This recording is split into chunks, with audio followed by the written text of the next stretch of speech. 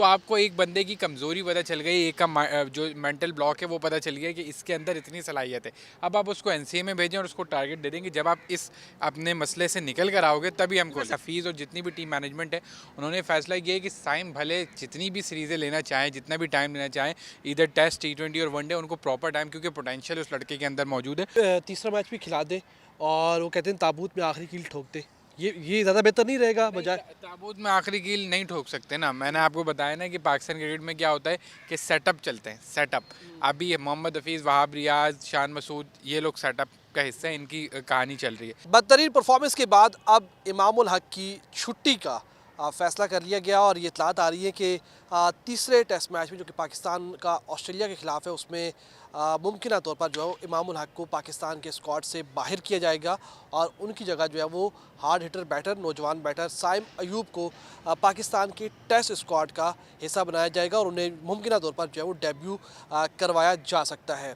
इमामुल हक की क्या परफॉर्मेंस रही और साइम अयूब क्या पाकिस्तान का एक अच्छा फ़ैसला होगा या फिर उनके कैरियर को शुरू में डेंट डालने की कोशिश होगी कि एक मुश्किल वक्त में उनको जो है वो डेब्यू कराने के फ़ैसले के ऊपर, इसके ऊपर बात करेंगे। हमारे साथ मौजूद है उज़ैफ़ा खान। उज़ैफ़ा, ये फ़ैसला तो अच्छा लग रहा है कि इमामुल हक को बाहर किया जा रहा है, लेकिन साइम को ऑस्ट्रेलिया में सिडनी जैसी कंडीशन में डेब्यू कराना समझते हैं कि थोड़ा सा उनके ऊपर डेंट डालने की कोशिश की जा रही है या फिर एक अच्छा फ़ैसला समझ रहे हैं आप?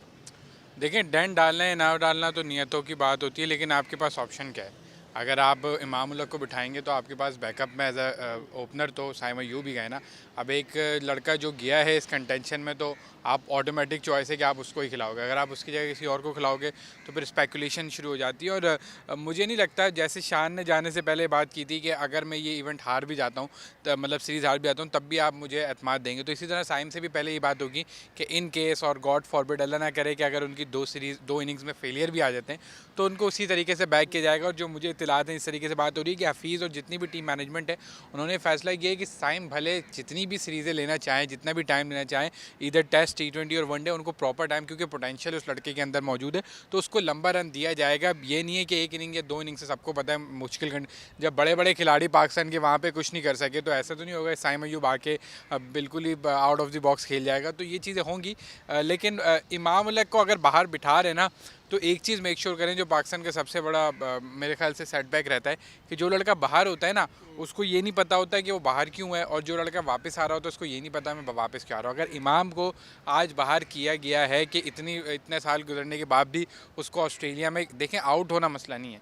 आप ब्लॉक, आपकी इंटेंट, आपकी सोच बहुत बहुत ही डिफेंसिव है जब आप हर चीज़ को ब्लॉक कर रहे हो। तो अब जब तक वो इस माइंडसेट से, इस सेटबैक से निकल के वापस ना आ जाए ना, उसको फिर किसी भी फॉर्मेट में आप, क्योंकि आप देख लें पूरा वनडे का वर्ल्ड कप भी चला गया, T20 वो वैसे नहीं खेलता है, तो ना वो वनडे में कुछ कर सके ना टेस्ट में। ऐसा ना हो 4 सीरीज़ बाद सेटअप बदले तो इमाम उल हक फिर कंधे पे बल्ला रख कर अंदर आ आपको नहीं जाए। लगता कि तीसरा मैच भी खिला दे और वो कहते हैं ताबूत में आखिरी कील ठोक दे? ये ज़्यादा बेहतर नहीं रहेगा नहीं, बजाय। ताबूत में आखिरी कील नहीं ठोक सकते ना। मैंने आपको बताया ना कि पाकिस्तान क्रिकेट में क्या होता है कि सेटअप चलते हैं, सेटअप। अभी मोहम्मद हफीज़, वहाब रियाज, शान मसूद, ये लोग सेटअप का हिस्सा है, इनकी कहानी चल रही है। अगर आप ताबूत में आखिरी कील ठोक भी देंगे तो इसका मतलब ये थोड़ी होगा कि हमेशा के लिए उनके दरवाजे बंद हो जाएंगे। ऐसा तो नहीं होगा ना। या फिर एक इनिंग वो अच्छी खेल गए तो आपने फिर उनको आगे कंटिन्यू कर लेना है। तो आपको एक बंदे की कमज़ोरी पता चल गई, एक का जो मेंटल ब्लॉक है वो पता चल गया कि इसके अंदर इतनी सलाहियत है। अब आप उसको एनसीए में भेजें और उसको टारगेट दे दें कि जब आप इस अपने मसले से निकल कर आओगे तभी हम वैसे खोलेंगे। आपको लगता है मसला क्या है? पाकिस्तान में एवरेज देखें तो 62 है, ऑस्ट्रेलिया न्यूजीलैंड में देखें तो 16 है, यूरोपियन कंट्री भी देखें तो 24 के आसपास है।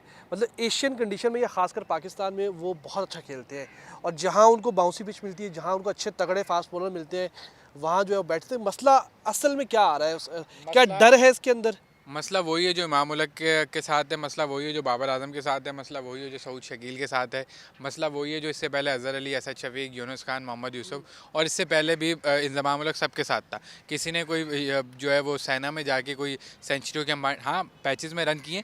मसला ये होता है कि अपनी ज़िंदगी की सारी क्रिकेट इन गंदी विकटों पर खेलते रहते हैं जहाँ घुटने से ऊपर बॉल नहीं आती, और वो यूज़ होते हैं। अब ज़ाहिर है जहाँ पे बॉलर को मदद ही नहीं मिल रही, तो वहाँ 140 की गेंद ऐसे लगती है कि 5 या 6 खिलाड़ी तो शॉर्ट पिच पे हुए हैं इस दफ़ा। मैं यही बता रहा हूँ ना कि आप जब पूरी क्रिकेट अपनी 140 भी वो जो बॉल मर रही हो जिसको कब्रिस्तान कहा जाता है बॉलर्स का, ऐसी विकेटें पाकिस्तान में बनती हैं। तो जब आप पूरी अपनी ज़िंदगी उस क्रिकेट को खेलते हो और फिर आप जाके जब पर्थ पे या गाबा पे या उधर जाके खेलते हो जहाँ डबल पेस पे गेंद आ रहा होता है, गेंद ऊपर भी हो रहा है नीचे भी हो रहा है, तेज़ भी निकल, तो वहाँ आप ज़िंदगी भर फंसते रहोगे। मसला हल होगा यहाँ की पिचेस से ही।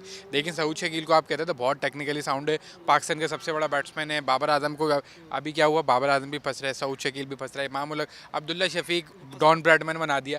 तो सबके यही मसला, और ऐसा नहीं है कि इससे पहले अजहली, असद शफीक, यूनुस खान, सरफराज अहमद ये लोग गए थे तो इन्होंने बहुत। चले माइंडसेट की बात कर ली, अगर माइंडसेट में साइम का माइंडसेट तो इन सबसे मुख्तलिफ है, तो लगेगा आपको लग रहा है कि उसको भी कंडीशंस से फंस जाएगा वो, या फिर वो लगता है आपको कि इनसे अलग साबित हो सकता है? देखें यही दूसरा माइंडसेट आपके सामने खड़ा हुआ है ना, शान मसूद मौजूद है ना, यहीं आपके दूसरा माइंडसेट सलमान अली आगा। सलमान अली आगा ने इस मैच में लास्ट इनिंग में क्या करने की कोशिश की कि तेज़ खेला, बाउंड्रीज की तरफ गया। शान मसूद ने, ये सिंपल सा क्राइटेरिया है कि जब आप बॉलर के ऊपर अटैक करोगे ना तो वो सोचेगा कि अब मैंने अपने आप को बचाना है, जब आप उसको ब्लॉक करोगे तो वो आपके ऊपर अटैक करेगी। सिंपल सी, जब हम क्लब क्रिकेट खेलते हैं समझाया जाता है कि अगर आप 2 गेंदें रोकोगे ना, बॉलर आपको एक सिल्ला लगा देगा, एक लेग स्लिप लगा देगा और आगे फिर तीसरा मारेगा। जब आप उसको 2 चौके मारोगे, चौके नहीं 2 पे 2 सिंगल करोगे ना, वो सोचेगा कि यार मैं ओवर अपना बचा जाऊँ। तो ये माइंडसेट होता है। शान मसूद भी तो उसी सिस्टम का हिस्सा है ना। शान मसूद नेथन लाइन को आगे 2 छक्के बाहर मारता है, पैट कमिंस नेथन लाइन को हटा लेता है, इमाम उल हक नेथन लाइन को रोकता रहता है। तो ये जैनी मेंटल अप्रोच का है। इंडिया भी इससे पहले कभी जाके ऑस्ट्रेलिया में जीता था, लेकिन विराट कोहली वो सोच लेकर आए टीम के अंदर, एग्रेसिव ऑस्ट्रेलियन बल्लेबाजों को गेंदें मार के पीछे से 4 गालियाँ निकालते हैं। तो यही आप जो है ना शेर से शेर की तरह लड़ सकते हैं। साइम अयूब अगर अपना नेचुरल खेलेगा, जैसा उसका स्टाइल है, एग्रेसिव खेलेगा, कामयाब हो जाएगा। अगर उसको खिलाने की कोशिश करेंगे कि बेटा 2 सेशन निकाल लो, तो वो भी नाकाम होगा। चलो जी, उम्मीद करते हैं कि वो कामयाब हो और अब बाकियों से जो है वो हट के और शान मसूद और सलमान अली आगा की पैरवी करते हुए उस तरीके के माइंडसेट से खेले तो पॉसिबल है कि साइम अयूब जो है वो कामयाब होगा। और मेरा ख्याल है कि एक अच्छा फैसला है कि इमाम उल हक को जो है वो बाहर किया गया है। अगर तीसरा मैच खिलाकर बाहर करते तो शायद ताबूत में आखिरी के लिए जाती, लेकिन बात वही हुज़ैफ़ा की सही है कि हो सकता है कि सेटअप चेंज हो, फिर इमाम आ जाए। बहरहाल अभी तक के लिए अच्छा फैसला। अब देखते हैं कि क्या ये टेस्ट मैच में भी फैसला कारगर साबित होता है या फिर नहीं होता।